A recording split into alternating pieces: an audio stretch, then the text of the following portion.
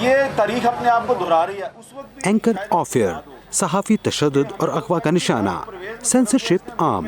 یہ ہے پاکستان میں آزادی صحافت کے بارے میں رپورٹرز وداؤٹ بارڈر کا تجزیہ.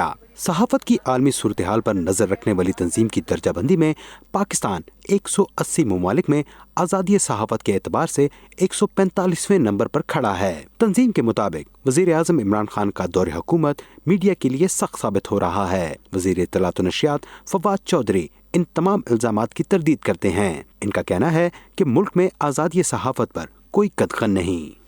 پاکستان میں تو صحافت جو ہے وہ بہت آزاد ہے، اور کوئی اس میں پاکستان کی جو صحافت ہے وہ کئی فرسٹ ورلڈ کے ملکوں سے بھی زیادہ آزاد ہے.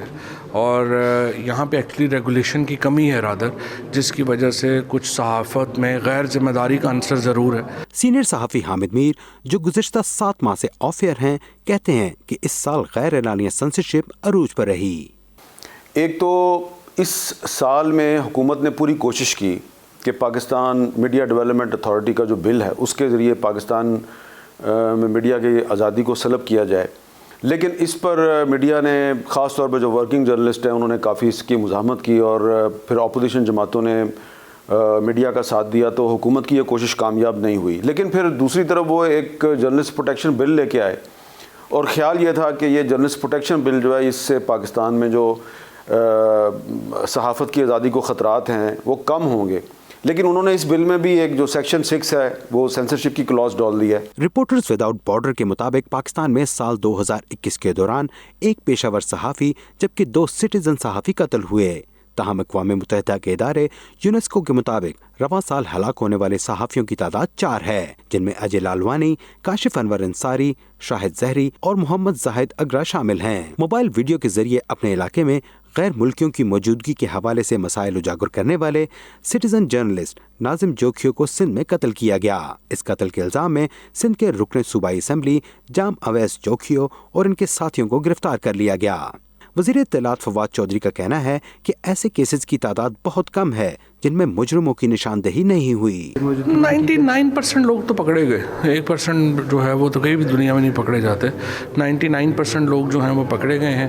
غیر سرکاری تنظیم فریڈم نیٹ ورک کے اقبال خٹک کہتے ہیں کہ سال 2021 بالخصوص اسلام آباد کے صحافیوں کے لیے انتہائی مشکل تھا. یہ سال جو ہے اسی طرح رہا جو گزشتہ سالوں میں ہم دیکھ رہے ہیں، یعنی قتل بھی ہوئے، قتل کرنے کی کوشش بھی کی گئی، اغوا بھی ہوئے، اغوا کرنے کی کوشش بھی کی گئی، ہراساں بھی کیا، قانونی چارہ جوئی بھی صحافیوں کے خلاف کی گئی، اور پھر سب سے بڑا جو ہے سینسرشپ. صحافیوں کے تحفظ کے لیے اس سال بالآخر میڈیا پروٹیکشن بل منظور کر لیا گیا، جس کے تحت سابق جج کی سربراہی میں ایک کمیشن قائم ہونا ہے جو صحافیوں کے تحفظ کے لیے کردار ادا کرے گا. میڈیا کو اپنے ذرائع کو محفوظ رکھنے کا حق حاصل ہوگا، اور میڈیا مالکان کے لیے عملے کو تربیت فراہم کرنے کے علاوہ ہیلتھ اور لائف انشورنس مہیا کرنا لازمی ہے.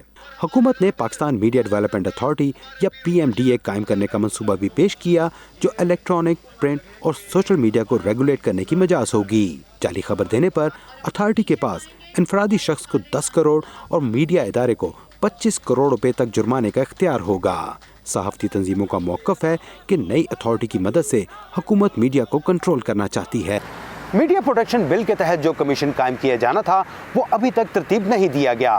PMDA کے لیے بھی اب تک حکومت صحافیوں سمیت کسی بھی تنظیم کی حمایت حاصل نہیں کر سکی، جبکہ کسی بھی صحافی پر حملے کا کوئی ملزم گرفتار نہیں ہوا.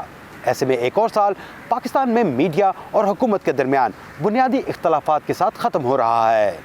عاصم علی رانا، اردو VOA، اسلام آباد.